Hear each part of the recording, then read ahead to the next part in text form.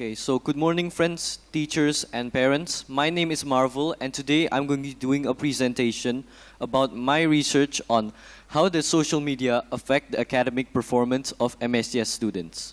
So let's start with the introduction. Next slide, please. So in this digital era, electronic devices are no longer luxury items, but necessities for everyday life. So when we go to school or we go to work, we use our phones to do things like communicating with other people, for studying, and for also doing recreational activities like playing games or taking pictures. And in Indonesia, there are currently 212.9 million internet users. 60.4% of the population of Indonesia are social media users. The average screen time globally for an average person is about 6 hours and 58 minutes. Students are not an exception to this, and high levels of social media usage for students may impact them negatively. Next slide, please. So what exactly is the key issue here? So during the first term of grade 9, many of the MSCS students' academic performance have started to decrease. As you can see by the pie chart, okay, so 86% of students use social media on a daily basis, which means that students spend hours and hours of their time in a single session on social media.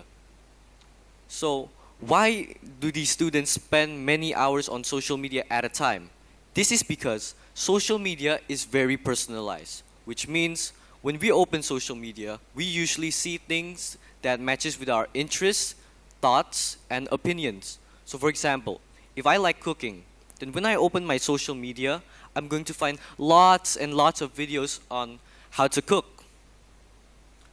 Okay, so short form video content are also very easy to find on social media. And these short form video content are able to keep you guys engaged for long periods of time through the use of transitions, visual effects, sound effects, and storytelling. Next slide, please. High levels of social media usage leads to another problem, which is procrastination. So, what exactly is procrastination? Procrastination is when we intentionally put off tasks or work that we know might have a negative impact on us in the future. So, here are the causes and consequences. So, most of us use social media as a way to cope with our daily lives when we are feeling stressed or overwhelmed. So, social media allows us to have a sort of safe space where we can express our thoughts, opinions, and feelings without being judged. And according to a survey done by the Northerner, 23% of college students found themselves using social media while they were procrastinating. So, why exactly do people procrastinate? There are lots and lots of factors on why people procrastinate. Some of them are avoidance, trouble focusing, and the availability of time. So, what are the consequences of procrastinating exactly? So, if we procrastinate, when we're studying, first, we won't get anything done.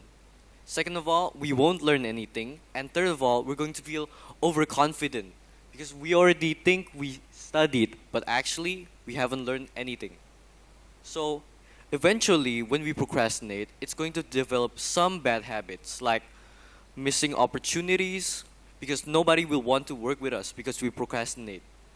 We're going to develop a bad mentality. We're going to feel like, oh, I can't do it. This is too hard for me. And third of all, it's going to get us easily distracted. So, for example, when our phone gets a notification, we immediately check it and we end up scrolling for social media for hours and hours. And finally, when we keep procrastinating, eventually our work's going to pile up and we're going to feel stressed and overwhelmed because we need to finish it immediately and with a limited amount of time. And stress can have many negative impacts on our mental and physical health, such as anxiety, depression, thinking and memory problems, and also digestive problems, etc. Next slide, please.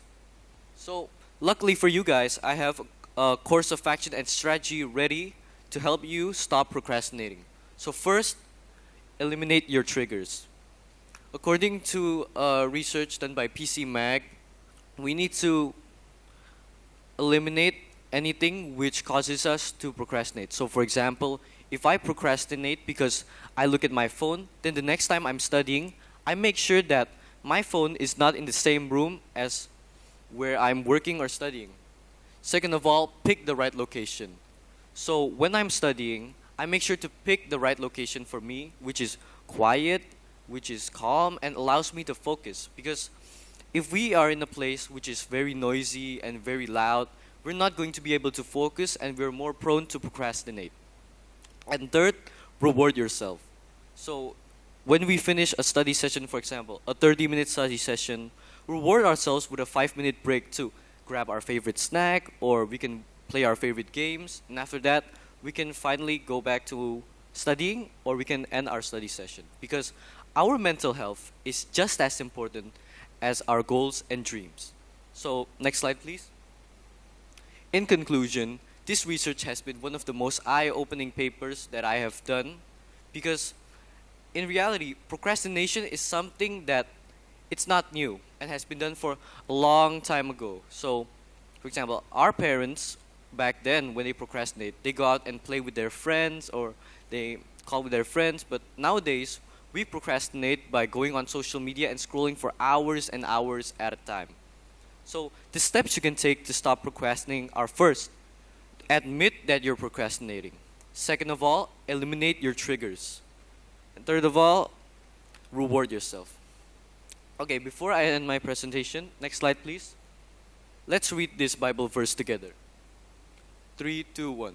No discipline seems pleasant at the time, but painful.